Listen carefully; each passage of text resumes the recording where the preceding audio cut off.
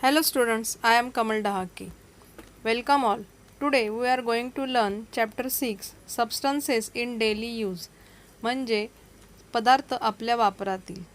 We use many different types of substances in our daily life. Today we are going to learn about them. Can you recall which three objects do you see in the picture? Yes, correct. We can see here chair, table and cupboard. How did you identify them? We identify them because of their shape. What material are they made of? They made of from wood, plastic and steel. Can any one of these materials be used to make all the three objects? Yes, we can use any one of these materials to make all the three objects. जसं की आपण लाकडापासून खुर्ची, table, कपाट हे सर्व वस्तू बनवू शकतो. Let us learn about substances and objects. All substances are made up of very small particles. सर्व पदार्थ हे अतिशय सूक्ष्म अशा कणांपासून बनलेले असतात. तुम्ही घरात फर्निचर बनवताना पाहिलं असेल, लाकूड कापताना त्याचा अतिशय बारीक भुसा तयार होतो. म्हणजेच लाकूड हे खूप अतिसूक्ष्म कणांपासून बनलेलं आहे. हे तुम्ही बघितले. Objects are made up of substances आणि वस्तू ह्या पदार्थापासून बनलेल्या असतात. जसं की लाकूड हा पदार्थ आहे, पण खुर्ची ही वस्तू आहे जी लाकडापासून बनलेली आहे. Objects have a specific shape. Their parts have a specific arrangement by which we identify them.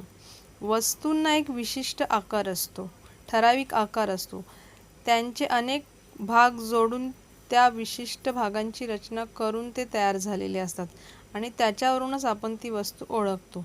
जसं की खुर्ची म्हटलं की आपल्याला डोळ्यासमोर एक विशिष्ट आकार तयार होतो. किंवा कपाट म्हटलं की त्याचे काही भाग असतात, जसं की दरवाजा असतो किंवा त्याचे पाय असतील. तर असे विशिष्ट भाग जोडून त्या वस्तू तयार झालेल्या असतात. We use wood, plastic or steel to make a table, chair or cupboard. आपण लाकूड, प्लास्टिक आणि पोलाद वेगवेगळ्या वस्तू बनवण्यासाठी वापरतो. जसं की त्याच्यापासून आपण खुर्ची, टेबल, कपाट ह्या वस्तू बनवतो. These substances have the strength required to make these articles. Also, these substances can be given a desired shape. It means that we consider the properties of substances to use them for making things. आपण ह्या पदार्थांना वापरतो अनेक वस्तू बनवण्यासाठी. का वापरतो? कारण आपल्याला ज्या वस्तू बनवायच्या आहेत त्यांच्यासाठी आवश्यक ती मजबूती या पदार्थांपासून आपल्याला मिळते. जसं की पोलाद असेल, लाकूड असेल किंवा प्लास्टिक असेल. तसंच हे पदार्थ वापरताना आपण त्या पदार्थांना हवा तो शेप देऊ शकतो, आकार देऊ शकतो आणि आपल्याला हवी ती वस्तू बनवू शकतो. म्हणजेच आपण कोणताही पदार्थ वापरताना त्या पदार्थांचे गुणधर्म आपण विचारात घेतो आणि त्यांचा वापर करून आपण वस्तू बनवतो.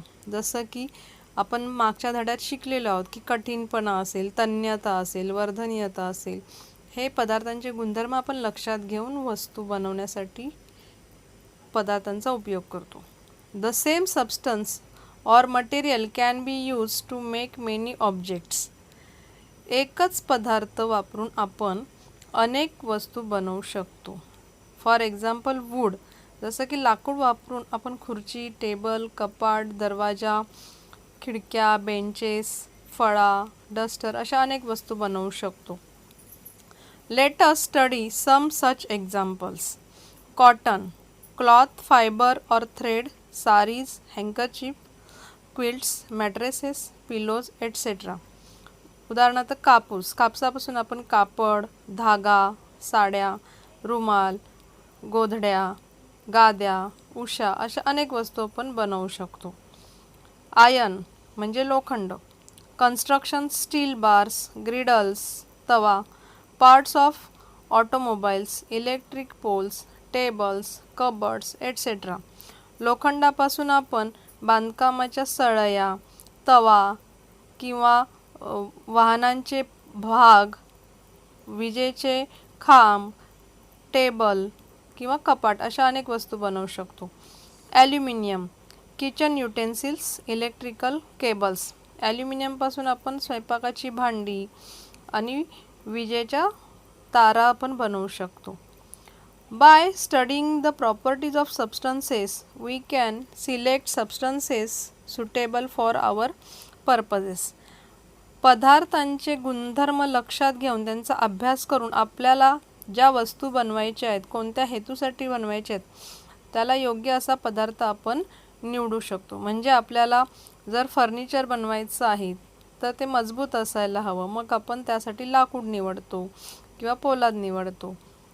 The substances in everyday use are of two main kinds, natural and man-made substances. रोजच्या वापरातील जे पदार्थ आहेत ते दोन प्रकारचे आहेत. एक आहे नैसर्गिक आणि दुसरा आहे मानवनिर्मित पदार्थ. First, we learn about natural substances. Substances available in nature are called natural substances. निसर्गामध्ये उपलब्ध असणारे जे पदार्थ असतात त्याला आपण नॅचरल सबस्टन्सेस म्हणतो किंवा नैसर्गिक पदार्थ म्हणतो. For example leather, jute, wool, cotton, water, soil, metals etcetera. चामडे, ताग, लोकर, कापूस, पाणी, जमीन, धातू अशा अनेक गोष्टी ह्या नैसर्गिक पदार्थांमध्ये येतात. Of these, substances obtained from living things are called biotic substances. या पदार्थांपैकी जे पदार्थ सजीव गोष्टींपासून मिळवले जातात त्यांना जैविक पदार्थ असे म्हणतात. For example leather, jute, wool, cotton etcetera. But air, soil, water are substances that are not obtained from living things. They are called abiotic substances.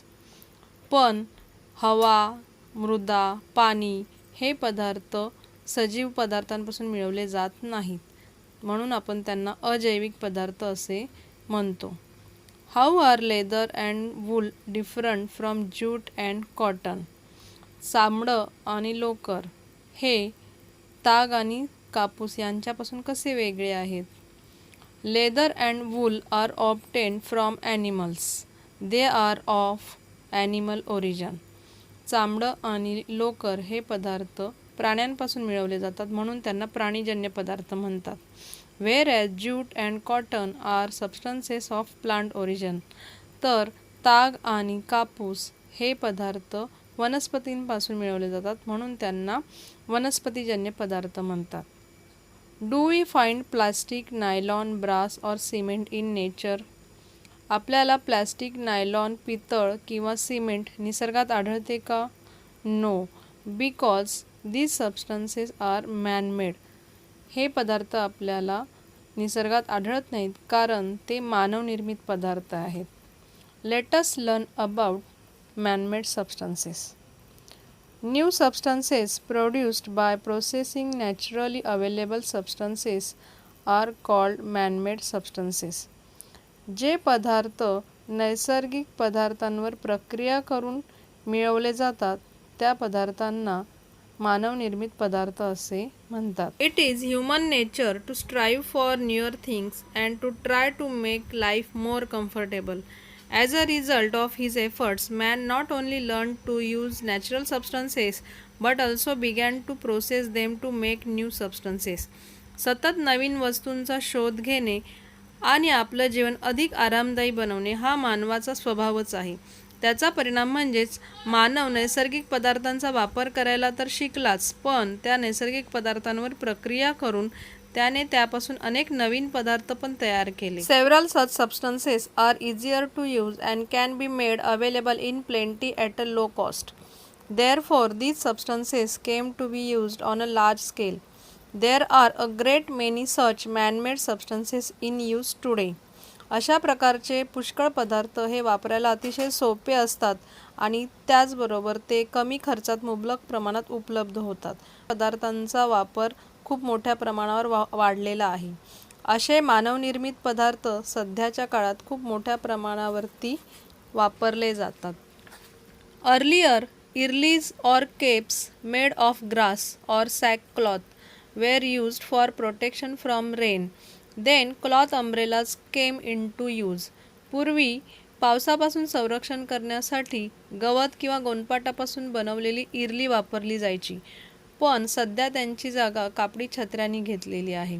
Now a days the raincoat, school bags and the book covers you use can all be made from plastic. सध्या तुम्ही वापरत असलेले raincoat, शाळेच्या बॅगा तसेच पुस्तकांची covers हे सर्व प्लॅस्टिकपासून बनवले जाते. त्याचा वापर मोठा होत चाललेला आहे. Delicate articles, perishable fruits etcetera require packing. नाजूक वस्तू, नाशवंत फळे यांना पॅकिंगची गरज असते. चांगलं पॅकिंग केलं तर या वस्तू चांगल्या राहतात. To pack TV sets, refrigerators etcetera big cartons and thermocol are being used. All these are man-made substances. TV sets, fridge इत्यादी वस्तू पॅक करण्यासाठी मोठमोठे बॉक्स, थर्मोकॉल हे वापरलं जातं. ह्या सगळ्या गोष्टी मानवनिर्मित आहेत. These substances are waterproof or water resistant, lightweight and easy to transport. That is why they are being used increasingly. Thermocol किंवा प्लॅस्टिक हे पदार्थ वॉटरप्रूफ असतात, म्हणजे जलरोधी असतात. तसेच वजनाला हलके असतात, वाहतूक करण्यासाठी सोपे असतात. म्हणून या पदार्थांचा वापर मोठा होत चाललेला आहे. I hope all of you understood this topic.